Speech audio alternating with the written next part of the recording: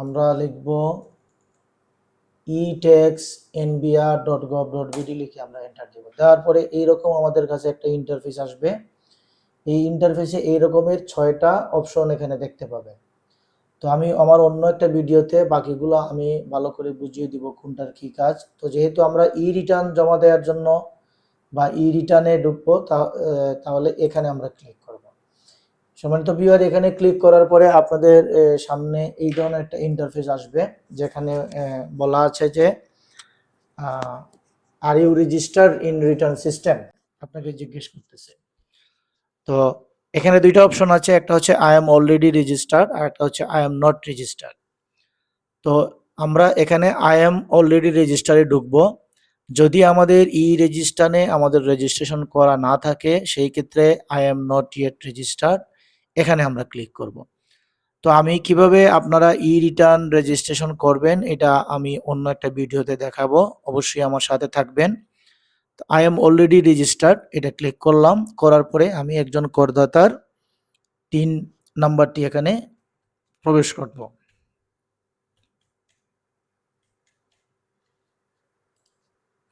Password দিয়ে দিচ্ছি।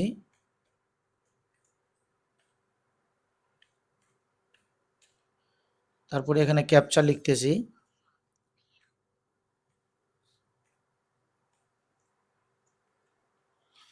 এখানে যেভাবে ক্যাপচা আছে ঠিক অনুরূপ ক্যাপচাটা এখানে ক্লিক করবেন। দেওয়ার পরে সাইন ইনে দিয়ে দিলাম। সাইন ইনে দেওয়ার পরে আমাদের একটু অপেক্ষা করতে হবে। এই যে আমরা আমাদের মূল সাইডে চলে এসেছি।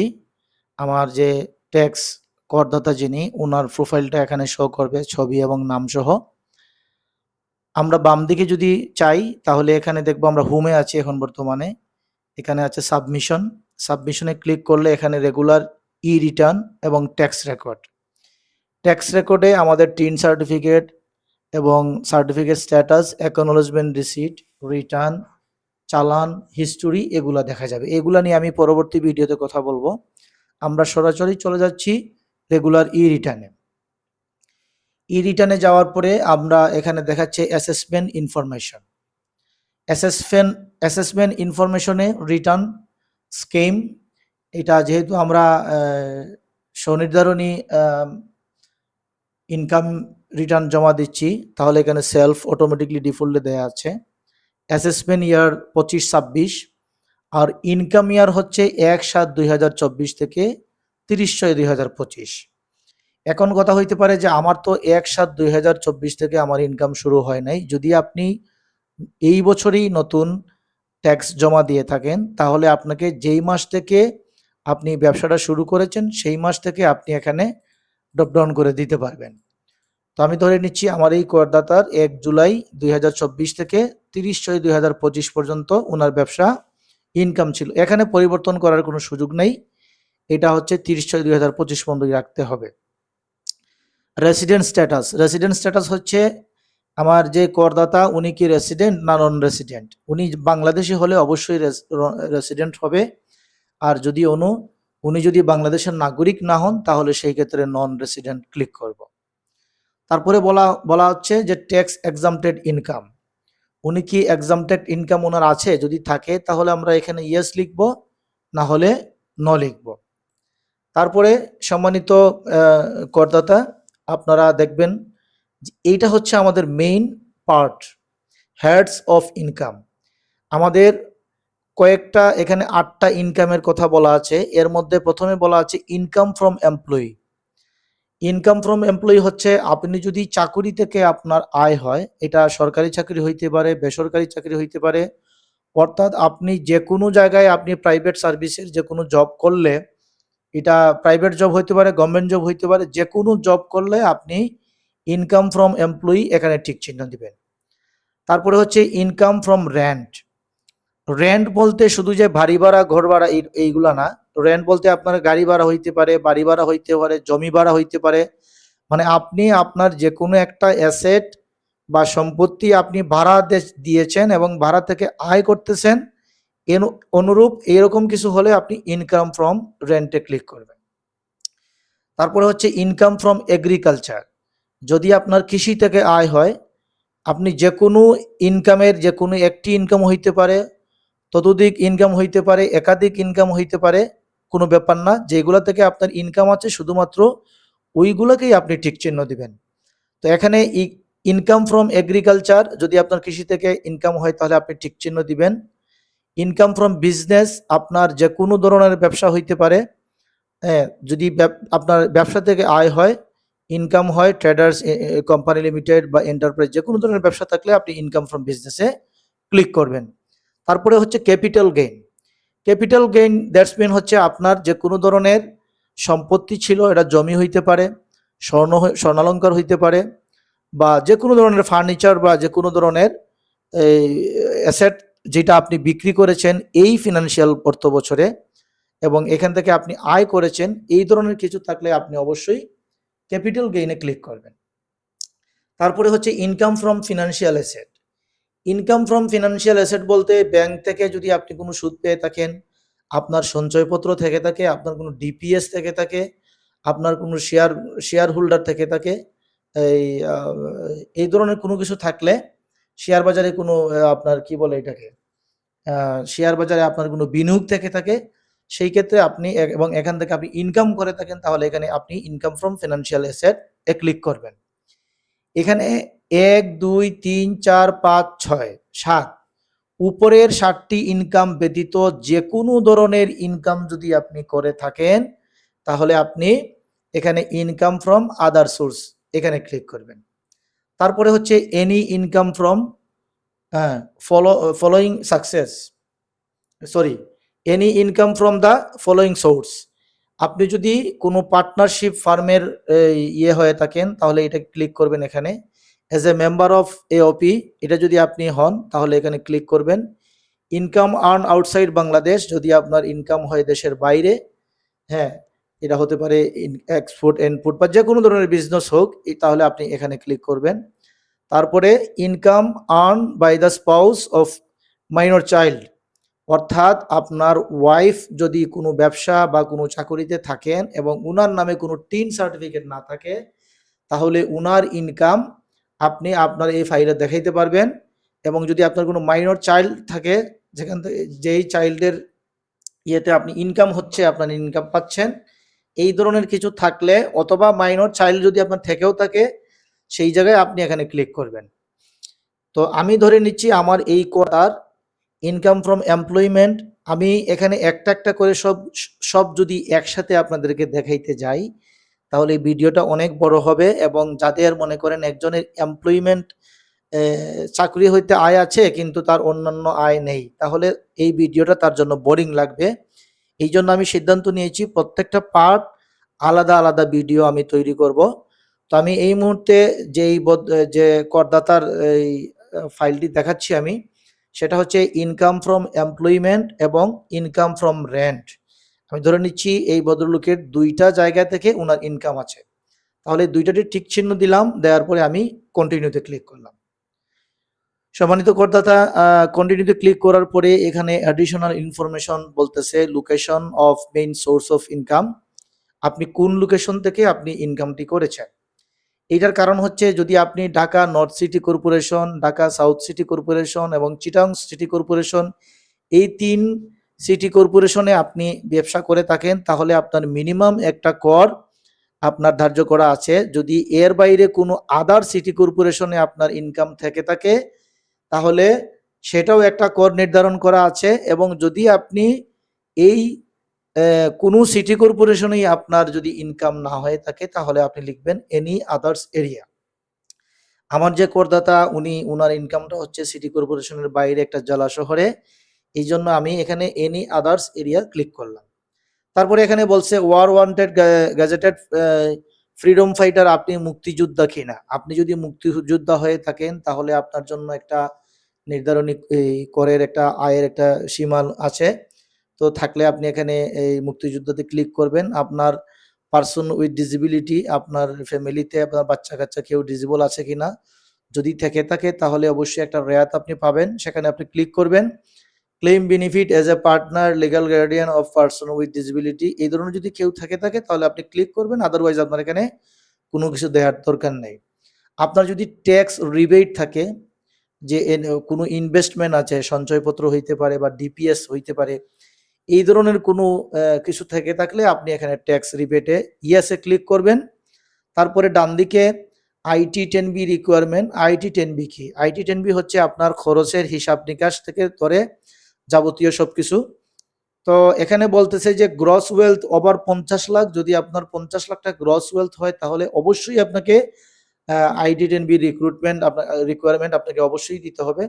তো আমি এখানে আপনাদের সবাইকে অনুরোধ করব বা আপনাদেরকে পরামর্শ দিব যে অবশ্যই আপনারা IT10B রাখবেন। এটা রাখা ভালো, তাহলে আপনার খরচ বা যাবতীয় অন্যান্য আয় ব্যয়ের হিসাবটা পরিষ্কার থাকবে। তারপরে বলতেছে ওন মোটর কার, আপনার কি কোনো নিজের নামে কোনো কার আছে বা কোনো গাড়ি আছে? যদি থেকে থাকে তাহলে আপনি ইয়েস লিখবেন, না হলে আপনি ন লিখবেন। তবে এই গাড়িটা আপনার নিজের নামে থাকতে হবে, নিজের নামে না থাকলে আপনি ন দিবেন। হতে পারে আপনি গাড়ি চালাচ্ছেন, হয়তো আপনার নামে রেজিস্টার করা না, তাহলে আপনি ন দিবেন।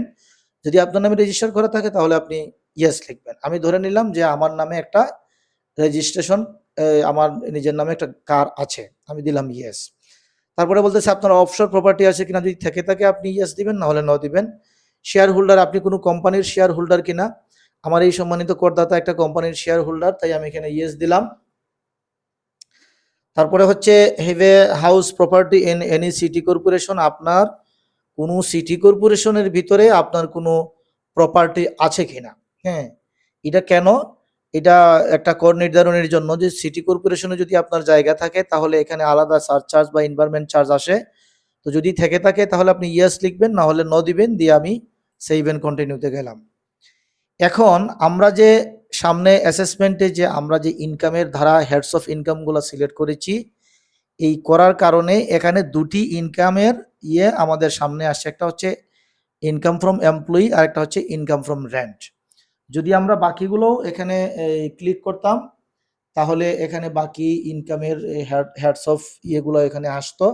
যেহেতু আমরা শুধুমাত্র দুটি ইনকামের করেছি, এই জন্য এখানে বাকিগুলো আসতেছে না। একটা হচ্ছে ইনকাম ফ্রম এমপ্লয়মেন্টে ক্লিক করার পরে এখানে আমরা দেখতে পাচ্ছি এখানে একটা কোম্পানির নাম আছে, আমি এটা কেটে দিলাম, এটা রিমুভ করলাম, নতুন করে দেই।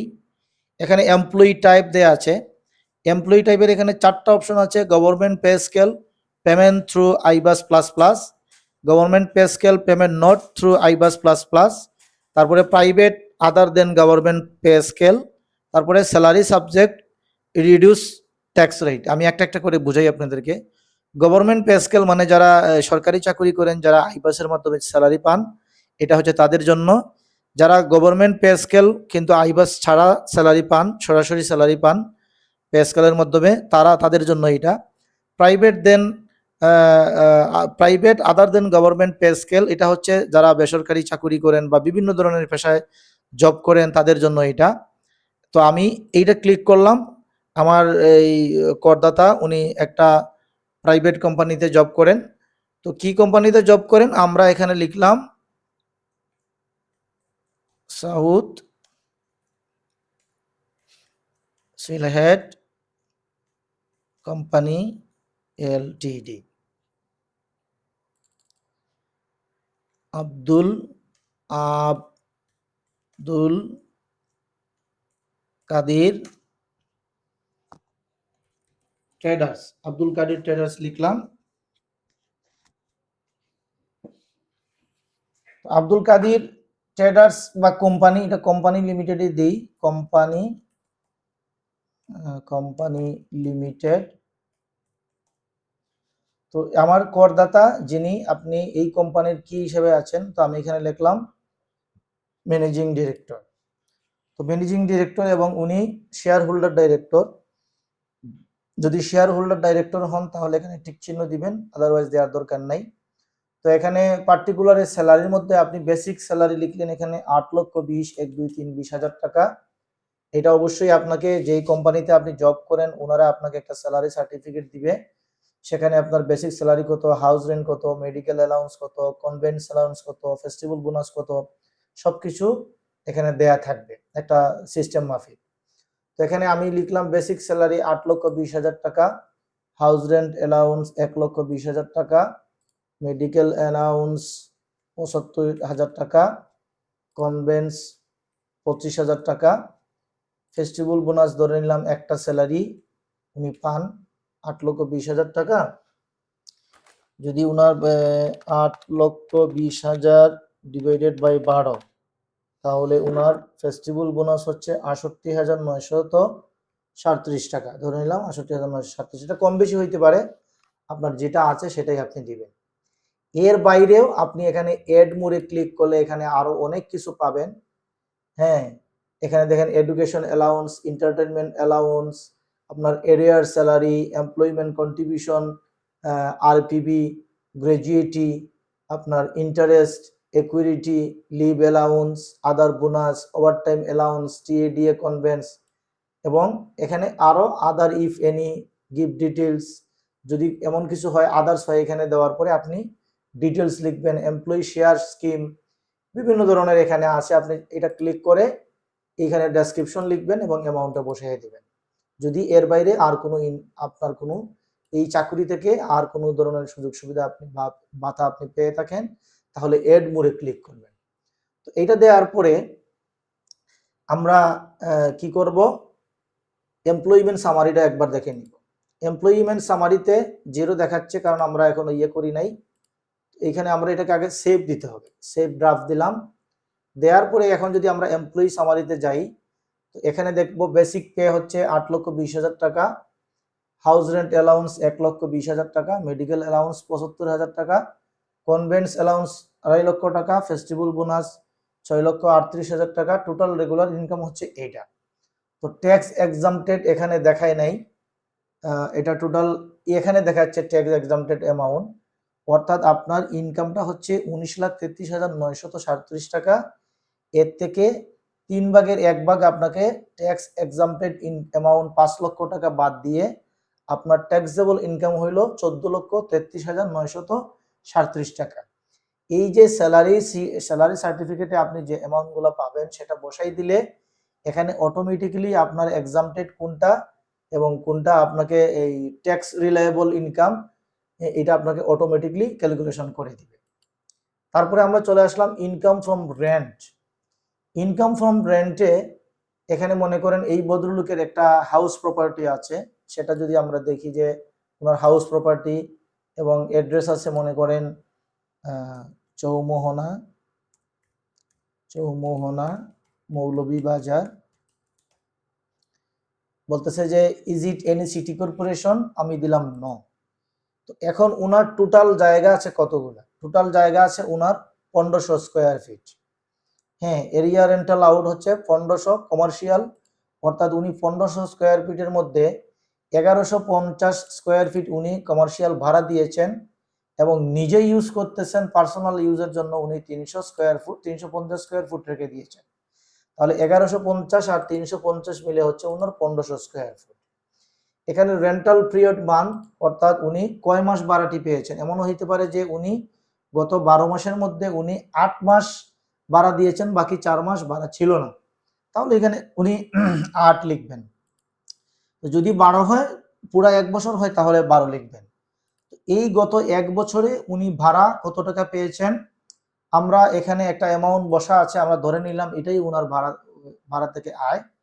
এখানে 42,47,752 টাকা উনি 1 বছরে এই বিল্ডিং থেকে ভাড়া পেয়েছেন এবং উনি রিসিভ করেছেন যা ভাড়া ছিল তাই উনি রিসিভ করেছেন। এই যে 42,47,752 টাকা রিসিভ করেছেন। Any charge paid by tenant, যদি কোনো চার্জ কেটে থাকে, যাকে ভাড়া দিয়েছেন সে যদি কোনো চার্জ কেটে থাকে তাহলে এটা উনি এখানে লিখবেন।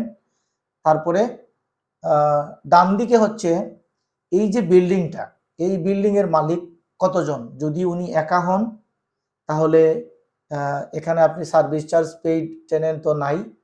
Any are you the only owner, এখানে ন দেয়া আছে, তার মানে এই করদাতার ইয়েটা হচ্ছে একা না, এই বিল্ডিংটা ওনার একা নয়, এখানে আরো 4 জন এই বিল্ডিং এর অংশীদার। তাহলে এখানে দেয়া আছে নো, দিয়ে লেখা আছে যেহেতু 5 জনের সমান ভাগ তাহলে 5 20 100, এই জন্য এখানে পার্সেন্টেজ দেওয়া আছে 20, এবং বাকি ট্যাক্স হোল্ডারদের টিন সার্টিফিকেটটা এখানে আপনি যেখানে লেখা আছে নেম, টিন অথবা এনআইডি অফ আদার্স ওনারদের এনআইডি অথবা টিন সার্টিফিকেটগুলো এখানে আপনি উল্লেখ করতে হবে।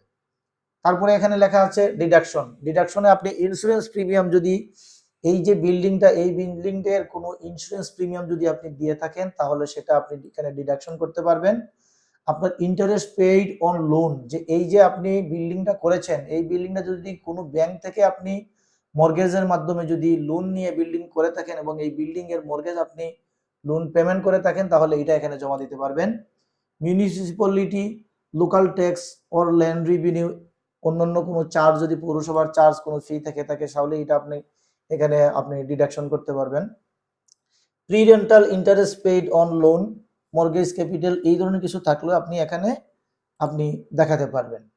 তারপরে হচ্ছে আনজাস্টেবল অ্যাডভান্স, অর্থাৎ আপনি যাকে ভাড়া দিয়েছেন তার কাছ থেকে যদি আপনি অ্যাডভান্স নিয়ে থাকেন সেটা আপনি এখানে উল্লেখ করবেন, যে যদি ভাড়া 10 মাসের বা 5 মাসের ভাড়া আপনি অ্যাডভান্স নিয়ে থাকেন তাহলে এখানে সেটা আপনি দেখাতে পারবেন।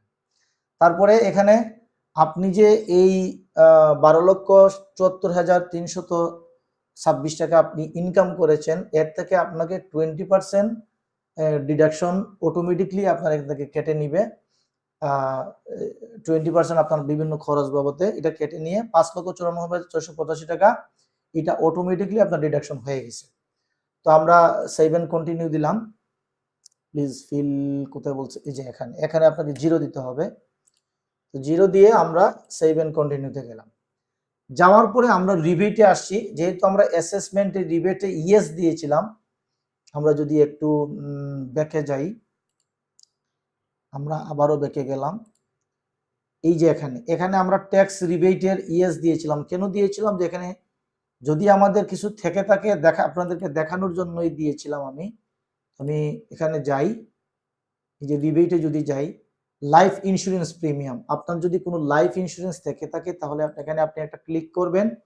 লাইফ ইন্স্যুরেন্সের পলিসি নাম্বার দিবেন, ইন্স্যুরেন্স কোম্পানির নাম দিবেন, পলিসি ভ্যালু দিবেন, প্রিমিয়াম কত টাকা দিয়েছেন সেটা দিবেন, না থাকলে নাই। ডিপোজিট যদি থাকে কোনো ব্যাংকের নাম এখানে অটোমেটিকলি সবগুলো দেওয়া আছে, আপনি ড্রপ ডাউনে ব্যাংকের নাম সিলেক্ট করবেন, অ্যাকাউন্ট নাম্বার বসাবেন, কত টাকা ডিপোজিট অ্যামাউন্ট দিয়েছেন সেটাও এখানে উল্লেখ করবেন। যদি না থাকে তাহলে দিবেন না। অ্যাপ্রুভ সঞ্চয়পত্র এন্ড গভর্নমেন্ট সিকিউরিটি, যদি আপনার কোনো সঞ্চয়পত্র থেকে থাকে তাহলে এখানে ইনভেস্টমেন্টের নাম দিবেন, রেজিস্ট্রেশন নাম্বার, আপনার সঞ্চয়পত্রের মধ্যে একটা রেজিস্ট্রেশন নাম্বার থাকবে সেটা এখানে আপনি উল্লেখ করবেন, ইস্যু ডেট লিখবেন, ইনভেস্টমেন্ট কত টাকা করেছেন সেটাও এখানে আপনি লিখবেন। ইউনিট সার্টিফিকেট, মিউচুয়াল ফান্ড, এই ধরনের কিছু থাকলেও সেম আপনি এখানে ক্লিক করে সেই তথ্যগুলো এখানে দিবেন।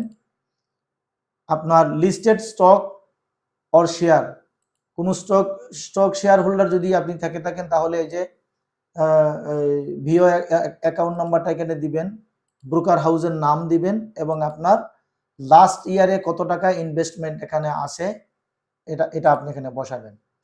জেনারেল প্রভিডেন্ট ফান্ড যদি থাকে জিপিএফ, এটা আপনি বসাবেন। এখানে টিক চিহ্ন দিলেই এখানে আপনার অ্যাকাউন্ট নাম্বার এবং কন্ট্রিবিউশন এটা দিবেন। এখানে রিকগনাইজ প্রভিডেন্ট ফান্ড আরপিই এখানে যদি থেকে থাকে আপনি বসাবেন। এইগুলা থেকে কিন্তু আপনি রেয়াত পাবেন, ঠিক আছে। অ্যাপ্রুভ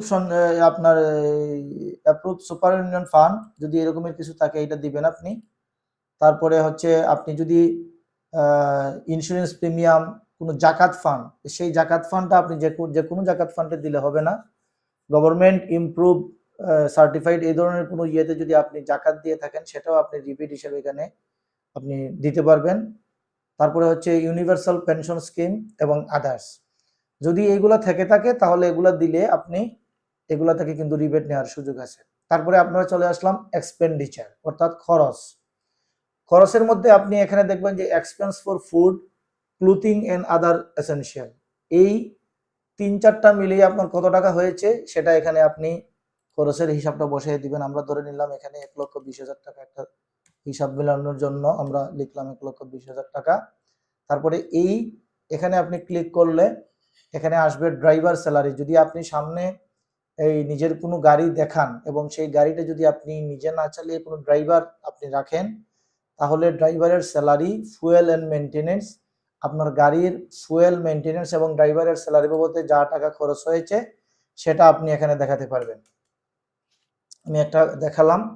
তারপরে হচ্ছে household and utility expense, electricity, gas, water, shower and, তারপরে phone, internet, TV channel, home support staff, এই ধরনের কোনো খরচ যদি এখানে থেকে থাকে, যেমন ইলেকট্রিক বিল আমি যদি 5,000 টাকা করে মাস ধরি, তাহলে 5 × 60,000 টাকা। এই হিসাবগুলো কিন্তু আপনার একদম রিয়েল এইসবগুলো এখানে দেখাবেন, ঠিক আছে। তারপরে ফোন ইন্টারনেটের বিল, যদি মনে করেন যে ফোন ইন্টারনেটের বিল সব মিলিয়ে আরো ধরলাম আমি 3500 টাকা। তারপরে এখানে আসবেন ফেস্টিভ্যাল, পার্টি, ইভেন্ট, আপনি যদি কোনো ফেস্টিভ্যাল করে থাকেন, আপনি মেয়ে বিয়ে দিয়েছেন বা আপনার ছেলে বিয়ে দিয়েছেন বা আপনার বাসায় কোনো এই গত বছর অত বছরে আপনার কোনো ইয়ে ছিল, তাহলে আপনি এই খরচ বাবদে এখানে মনে করেন আপনি এটা ইয়ে দিতে পারবেন, অ্যামাউন্ট দিতে পারবেন। তারপরে domestic and average tower holiday, তারপরে আপনার এই ফিলিট্রপি ইসেট্রা, আদার স্পেশাল এক্সপেন্স, এই ধরনের কিছু থাকলে আপনি এই খরচগুলো এখানে তুলে দিবেন। তারপরে হচ্ছে ট্যাক্স চার্জ, হ্যাঁ, extra paid during 1 July 2000 to 30 June, এটা আমি পরে দেখাবো। Payment of tax, source of advance tax, যদি কোনো ট্যাক্স আপনি দিয়ে থাকেন সেটা আপনি এখানে খরচ দেখাতে পারবেন। Payment of tax, surcharge or other amount, যদি কোনো কিছু থেকে থাকে সেটাও আপনি এখানে দেখাতে পারবেন। আমি ধরে নিলাম যে আমার করদাতার এখানে আর কোনো খরচ নাই, এবং এই খরচের পাশে যদি কোনো কমেন্টস দিতে চান তাহলে আপনারা এখানে কমেন্টস দিতে পারেন। কমেন্টস দিলে আপনার এটার ভ্যালু বেশি থাকবে। যাই হোক, আমি সেভ এন্ড কন্টিনিউ দিলাম। দেওয়ার পরে এখানে দেখেন যে অ্যাসেটের জায়গায় যদি আপনি এর আগেও আপনি অনলাইন ই রিটার্ন জমা দিয়ে থাকেন, তাহলে আপনি এখানে ইম্পোর্ট এন্ড অটোফিলে ক্লিক করার পরে আপনার গত বছরে যে অ্যাসেটের যে লিস্টগুলো ছিল সেটা অটোমেটিক্যালি এখানে ঠিক এই রকম চলে আসবে, ঠিক আছে, ঠিক এই রকম চলে আসবে। তো এইখানে আমার যে ট্যাক্স হোল্ডারের এই গত বছর এই ইনফরমেশনগুলো ছিল। তো এখানে যেমন আমি দেখি যে বেসিক ক্যাপিটাল, বিজনেস ক্যাপিটালে ওনার কিছু নাই। এই যে ডাইরেক্টর শেয়ার হোল্ডার লিমিটেড, এখানে একটা কোম্পানিতে owner type of purchase, number of share 60, মনে করেন 60,000 টাকা, এই ধরনের একটা শেয়ার ছিল। এবং ওনার নন এগ্রিকালচার প্রপার্টি একটা এই কৌটুর চমোহনা পারচেজ 1500 স্কোয়ার ফুটের, যেটার দাম ছিল 76,40,000 টাকা, এখানে লেখা আছে। যেটা গত বছরে ছিল এটা এখানে দেখাচ্ছে। যদি এই জায়গাটা আপনার থাকে তাহলে অবশ্যই আপনি এখানে সেম অ্যামাউন্ট, সেম সবকিছু বসাবেন। একটা জিনিস আপনারা সবসময় মানে বলেন যে আমার গত বছরে এই জায়গার দাম ছিল 76,40,000 টাকা, এইটার ভ্যালু কি এখন আমি, এটা তো অবশ্যই এটার দাম বাড়ছে, তো আমি কি এখানে বাড়াই দেবো কিনা? না, এখানে বাড়ানোর কোনো সুযোগ নাই। যদি আপনি বিক্রি করেন, যখন আপনি বিক্রি করবেন তখন যত টাকা বিক্রি করছেন তখন এটা ক্যাপিটাল গেইন হিসাবে আপনি ওখানে দেখাবেন, এবং এখান থেকে এই তথ্যটা আপনি ডিলিট করে দিবেন, ঠিক আছে। তো এটা এতই থাকবে। তারপরে যদি আপনার এগ্রিকালচার কোনো প্রপার্টি থেকে থাকে তাহলে এখানে আপনি টিক চিহ্ন দিয়ে সেই এগ্রিকালচার প্রপার্টির ইনফরমেশন এখানে বসায় দিবেন।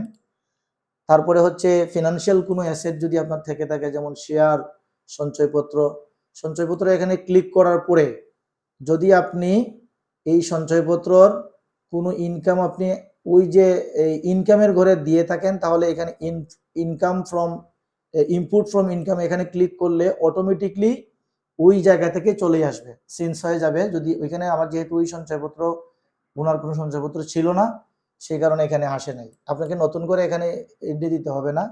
এই income from input from income এখানে ক্লিক করলেই আপনার অটোমেটিকলি চলে আসবে।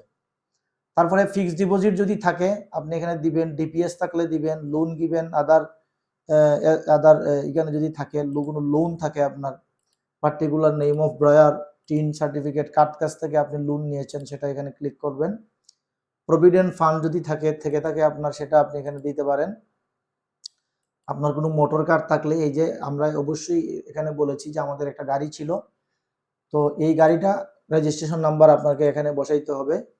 মনে করেন এটা মোটরসাইকেল, কার, জিপ না এনি আদার্স, কার মাইক্রোবাস দিলাম এখানে। Type of acquisition purchase, engine capacity ধরলাম 2700, ইউনিট সিসি, অ্যামাউন্ট ধরে নিলাম 80 লক্ষ টাকা। জাস্ট একটা হিসাবের জন্য এখানে বসাই দিলাম। বসানোর পরে এখানে লেখা আছে গোল্ড। গোল্ড যদি আপনাদের ঘরে গোল্ড থাকে তো গোল্ডগুলো আপনি এখানে দিবেন। এখানে আপনি লিখলেন গোল্ড, এখানে প্লাটিনাম, সিলভার এগুলা থাকতে পারে, আপনি গোল্ড দিলেন। তারপরে এটাকে পারচেজ করেছেন না আপনি ইনহেরিটেন্স পাইছেন না গিফট পাইছেন। যদি পারচেজ করে থাকেন তাহলে পারচেজ লিখবেন। তারপরে কত বড়ি এখানে লিখলেন, এখানে বড়ি দেখাই দিলেন। তারপরে দাম কত টাকা সেটা লিখলেন। যদি আপনি ফ্যামিলি থেকে আপনাকে আপনার মা বা বাবা বা আপনার ভাই বোন কেউ রক্ত সম্পর্কে গিয়ে দিয়ে থাকে তাহলে একটা ইনহেরিটেন্স লিখবেন। আর যদি কেউ গিফট দিয়ে থাকে তাহলে গিফট লিখবেন। গিফট এবং ইনহেরিটেন্সের বেলায় আপনি এখানে কোনো অ্যামাউন্ট না লিখলেও হবে, এখানে আপনি 0 অথবা 1 লিখে এটাকে রেখে দিবেন। তারপরে হচ্ছে furniture, equipment and electricity, electronics item, আপনার ল্যাপটপ, মোবাইল, আপনার এই খাট, পালং, টেবিল, চেয়ার এইগুলা যা আছে আপনি এগুলা তুলে দিবেন। এগুলা লুকানোর কোনো দরকার নাই। একটা জিনিস মাথায় রাখবেন, আপনার অ্যাসেট, আপনার জায়গা, আপনার জমি যেগুলো আছে এগুলা কখনোই এই অ্যাসেট এন্ড লায়াবিলিটিতে আপনার কখনোই এগুলা হাইড করবেন না। যদি হাইড করেন, ধরে নেন আপনার একটা জায়গা আছে, এটা আপনি বাবা থেকে পেয়েছেন বা আপনার দাদার সম্পত্তি ছিল, আপনি মৌরসি সম্পত্তি যাকে আমরা বলি এটা পেয়েছি, তো এটা যদি আপনি হাইড করেন তাহলে এই জায়গাটা সরকারের কাছে আপনার এই জায়গাটা আপনার ব্ল্যাক লিস্টে চলে গেল। অথবা আপনি ইনকাম করেছেন, ইনকাম করে জায়গাটি কিনেছিলেন, কিন্তু অনেকের ধারণা যে আমি জায়গা দেখালে হয়তো আমার ইনকাম ট্যাক্স বেশি চলে আসবে। না, ইনকাম ট্যাক্স মানে হচ্ছে আপনি ইনকাম করেছেন তার ট্যাক্স দিবেন, আপনার সম্পত্তির উপরে নয়। আপনার সম্পত্তি সেটা এই 4 কোটি, 5 কোটি, 10 কোটি হলে তখন সারচার্জের একটা বিষয় আছে। হ্যাঁ, তো এইরকম যদি না হয়, এবং আপনি কখনোই সারচার্জ হলে তো আপনি দিবেন, কিন্তু কখনোই আপনার কোনো সম্পত্তি আপনি হাইড করবেন না। যদি আপনি ট্যাক্স ফাইলে এই অ্যাসেট এবং লায়াবিলিটিতে অ্যাসেটে যদি আপনার সম্পত্তি আপনি না দেখান তাহলে কখনোই আপনি সরকারের কাছে এই সম্পত্তি আপনি দাবি করতে পারবেন না, এবং এগুলা বিক্রি করার সময় আপনি নানান ধরনের সমস্যায় পড়বেন, আপনি বিক্রিও করতে পারবেন। ঠিক আছে, তো মনে রাখবেন আস্তে আস্তে সরকার এগুলোর উপরে, এনবিআর এগুলোর উপরে খুবই নজরদারি করতেছে। আপনি যেহেতু এখানে সুযোগ পেয়েছেন অনলাইন রিটার্নের, আপনি এবছর না দেখালে আগামীতে আরো কঠিন সমস্যায় পড়তে পারেন। সুতরাং এগুলাকে হাইড রাখবেন না। তারপরে আমরা চলে আসলাম এখানে। এখানে ল্যাপটপ ইসেকটা সহ ওনার একটা ল্যাপটপ তারপরে পারচেজ করেছে উনি, 2টা কোয়ান্টিটি 1.5 লক্ষ টাকা এখানে বসা আছে। আপনার যা তথ্য আছে আপনি সঠিক আপনার তথ্য দিলেন।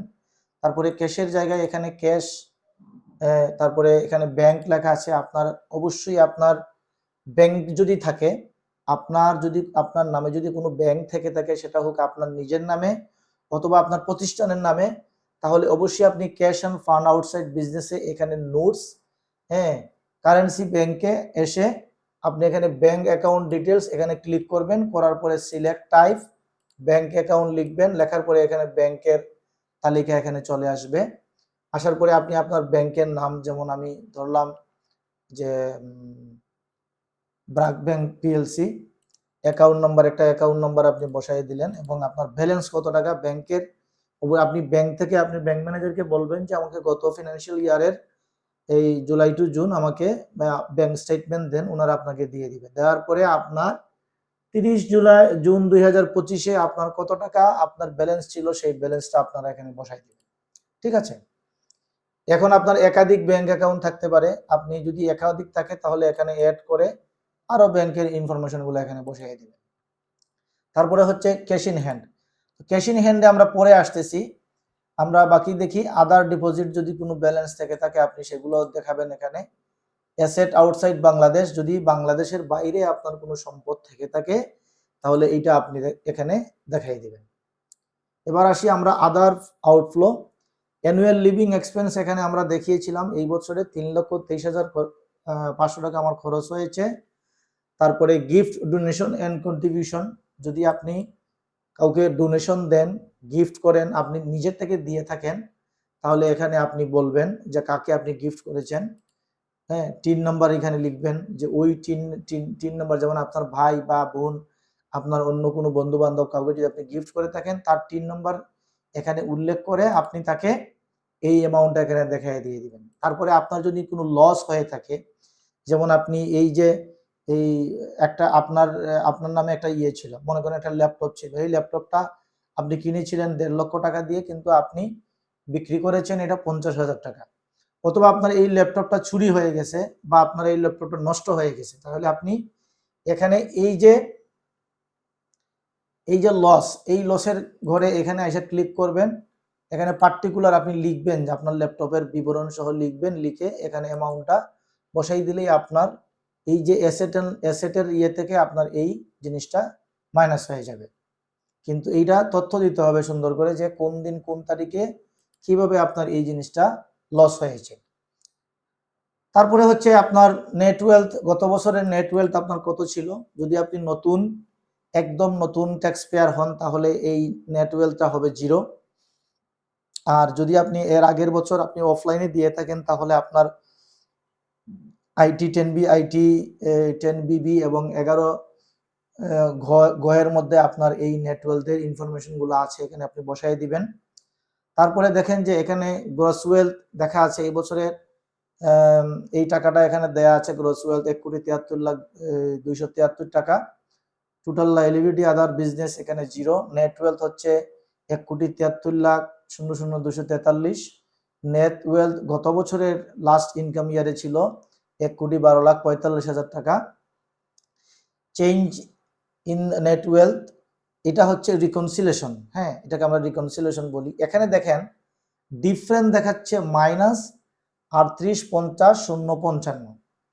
এটা কিন্তু এখানে মাইনাস দেখাচ্ছে। কেন মাইনাস দেখাচ্ছে? এখন আমরা যদি এখানে 38,50,075 আমি যদি এখানে বলি 38,50,075 দিলাম, যেটা আমার ক্যাশ হ্যান্ডে আছে, তাহলে এখানে আরো কিন্তু বেড়ে যাবে। অর্থাৎ আপনি আপনার ইনকাম থেকে খরচ বেশি বা আপনার হাতে বেশি দেখায় ফেলছেন। এটা আমরা তাহলে বোঝানোর জন্য যদি এখানে জিনিসটা আমরা বলি, তারপরও আমরা কোনো একটা জায়গায় আমরা সম্পদ বা কোনো কিছু আমরা বেশি দেখিয়ে ফেলেছি। এখন ধরেন আমি যদি এখানে এই মোটর কার 80,000 টাকা যেটা দেখাইছি এটা যদি আমরা বাদ দিয়ে দিই, তাহলে এখানে আমরা আসি, এই যে এবার এটা প্লাস পয়েন্ট হয়েছে। আমরা জাস্ট এখানে 80 লক্ষ টাকা একটা মোটর দেখানোর জন্য দেখিয়েছিলাম, যার কারণে ওনার হাতে যে টাকা ছিল, ক্যাশ এন্ড হ্যান্ড ছিল গত বছরে ওনার ক্যাশ হ্যান্ড এবং এবছরের ইনকাম, ওনার হাতে এত পরিমাণ টাকা নেই, হয়তো সম্পদ আছে, অথচ সম্পদ আমরা বিক্রিও দেখাই নেই, তাহলে ওনার হাতে এই টাকাটা ছিল না বিদায় আমরা এখানে মাইনাস দেখেছি।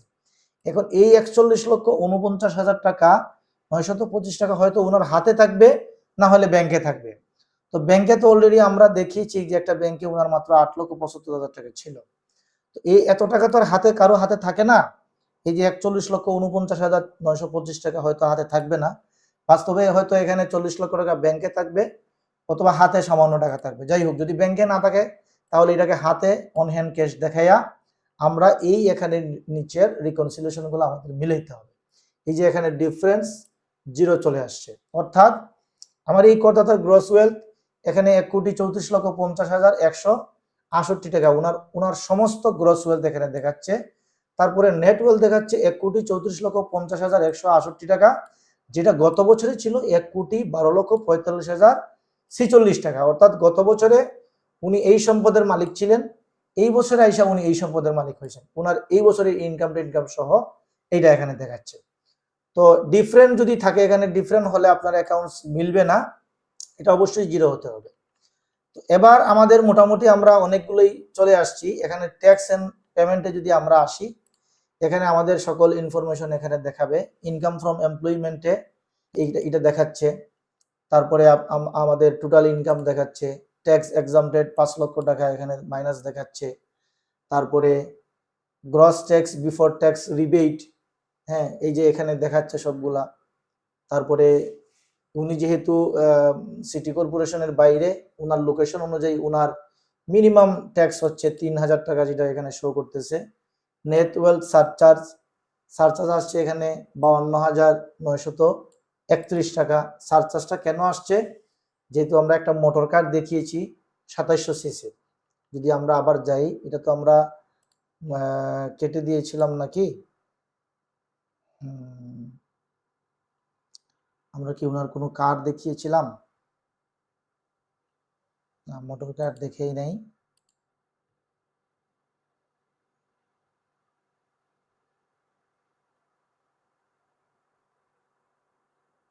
ব্যাংক অ্যাকাউন্টে কত দেখিয়েছি আমরা? এই যে দেখেন, এই যে আমরা এখানে উনার ব্যাংক অ্যাকাউন্টে আমরা দেখিয়েছি যে উনার 9,44,96,96,637 টাকা উনার আছে এই ব্যাংক অ্যাকাউন্টে। এটা আমরা জাস্ট দেখানোর জন্য দেখিয়েছিলাম, যার কারণে উনার সারচার্জ আসছে। আমরা যদি এটাকে ডিলিট করি এবং সেভ ড্রাফটে দেই, এবং এখন যদি আমরা এখান থেকে এই টাকাটাকে আমরা ক্যাশ ইন হ্যান্ডে নিয়ে যাই, এই ক্যাশ ইন হ্যান্ড আগে এখান থেকে জিরো করতে হবে।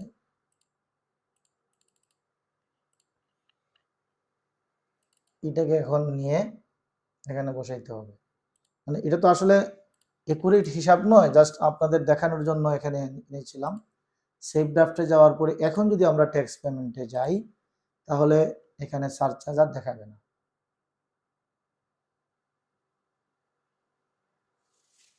ঠিক আছে, এই যে উনার এই ইনকাম ফ্রম এমপ্লয়মেন্ট, তারপরে 5 লক্ষ টাকা তারপরে হচ্ছে গ্রস ট্যাক্স রিবেট, তারপরে হচ্ছে টিডিএস রিবেট।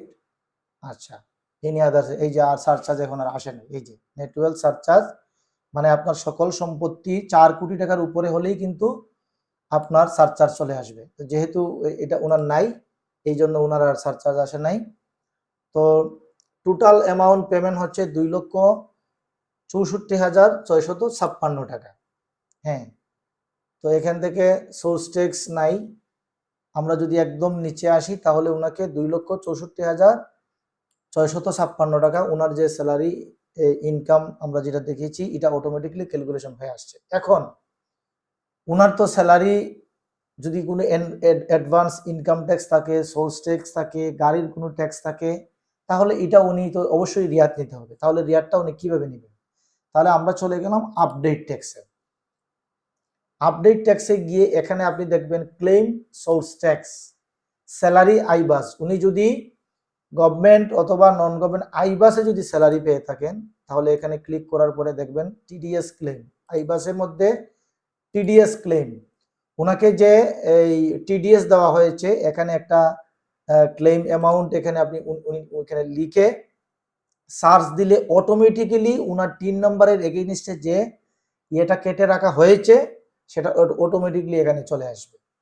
তারপরে যদি আইবাস বাদে যদি আদার স্যালারি হয়, তাহলে এটা উনি এখানে দেওয়ার পরে ডিপোজিট অ্যামাউন্ট পারসন, হ্যাঁ, এখানে উনি লিখবেন ডিপোজিটের অথরিটি পারসন, কে ওনার কাছ থেকে টাকাটা কেটে নিয়েছে। অর্থাৎ উনি যদি যেই প্রতিষ্ঠানে চাকরি করেন, অবশ্যই তো ওনারা ওনার স্যালারি থেকে টিডিএসটা কেটে নিয়েছে, তাহলে ওই প্রতিষ্ঠানের নাম এখানে লিখবেন, রেফারেন্স নাম্বারটা লিখবেন, চালান নাম্বার লিখবেন। ওই কোম্পানি তো অবশ্যই ওনাকে একটা চালান দিবেন যে তোমার কাছ থেকে যে আমি এই ইনকাম ট্যাক্সটা কেটে নিয়েছি, আমি ওই চালানে এই টাকাটা আমি জমা দিয়েছি। তাহলে চালান নাম্বার লিখবেন, চালান সার্টিফিকেট অ্যামাউন্ট লিখবেন। অর্থাৎ এই প্রতিষ্ঠানের একাধিক এমপ্লয়ির একসাথে অনেক টাকা একসাথে জমা দেওয়া হইতে পারে। যেমন জমা দেওয়া হয়েছে 1,40,000 টাকা, কিন্তু আপনার জন্য উনি দিয়েছেন 20,000 টাকা।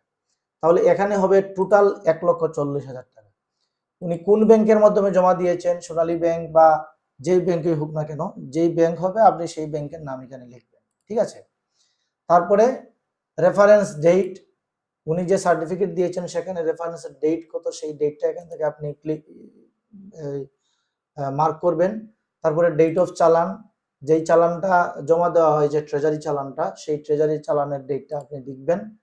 ক্লেম অ্যামাউন্ট, যেটা বলছিলাম যে এখানে টোটাল এই সার্টিফিকেটে টোটাল টাকা জমা হয়েছে 20 লক্ষ টাকা, কিন্তু আপনার জন্য দেওয়া হয়েছে 20,000 টাকা।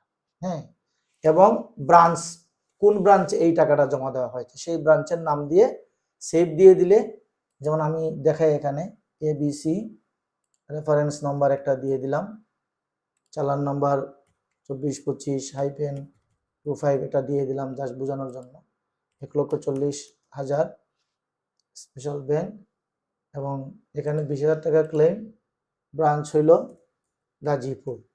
জাস্ট এখানে দেখেন সেভ দিয়ে দিলে অটোমেটিকলি এই টাকাটা এই যে এখানে চলে আসবে, ক্লেম অ্যামাউন্টটা চলে আসবে।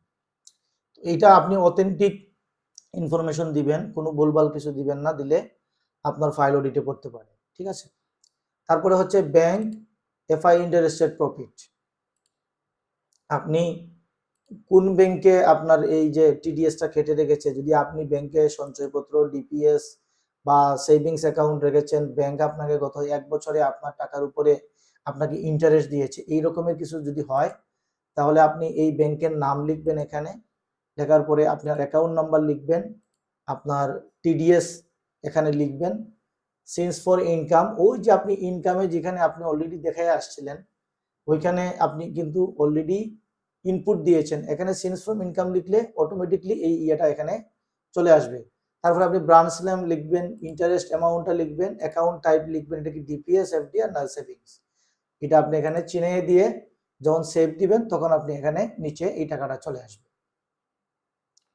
তারপরে হচ্ছে সঞ্চয়পত্র।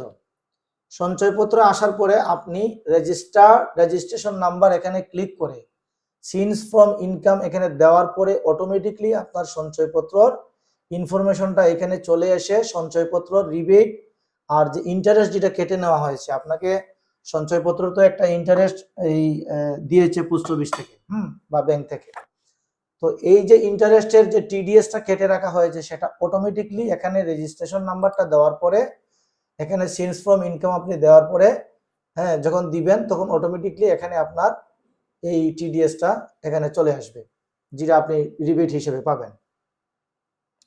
তারপরে হচ্ছে আদার্স, স্যালারি আইবাস, স্যালারি, ব্যাংক, সঞ্চয়পত্র বাদে যদি অন্য কোনো সোর্স থেকে আপনার টিডিএস কেউ কেটে রাখে, সেই ক্ষেত্রে আপনি আদার্সে দিয়ে এখানে আপনি ব্যাংকের এই কোন ইয়েতে আপনি পেমেন্ট দেওয়া হয়েছে সেটার আপনি ইনফরমেশন এখানে দিবেন।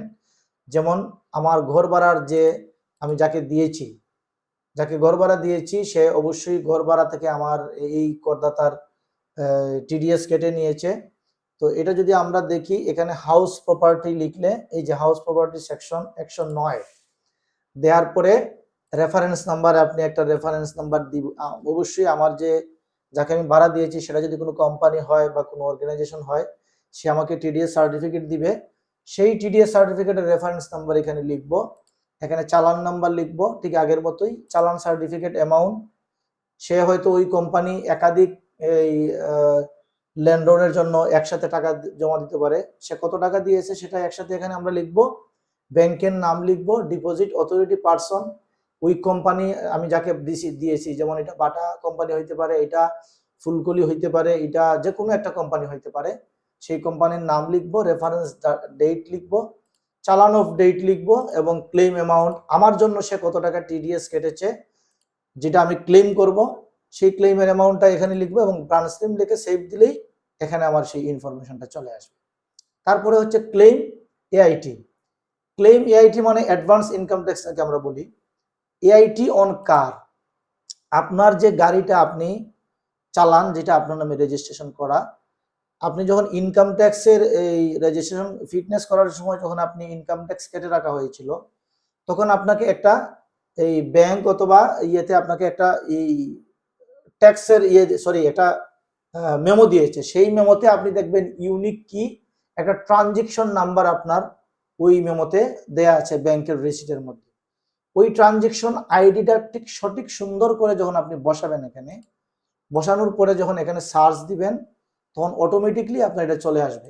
এটা ঠিক নাই যার কারণে এখানে আসে নাই, যদি ঠিক না হয় তাহলে এখানে could not get your data from BRTA এটা দেখাবে, যদি ঠিক থাকে তাহলে অটোমেটিকলি এখানে আপনার এই ইনফরমেশনটা চলে আসবে যে আপনি আপনার এই গাড়ির সিসি অনুযায়ী আপনি কত টাকা আপনি ট্যাক্সের জমা দিয়েছিলেন।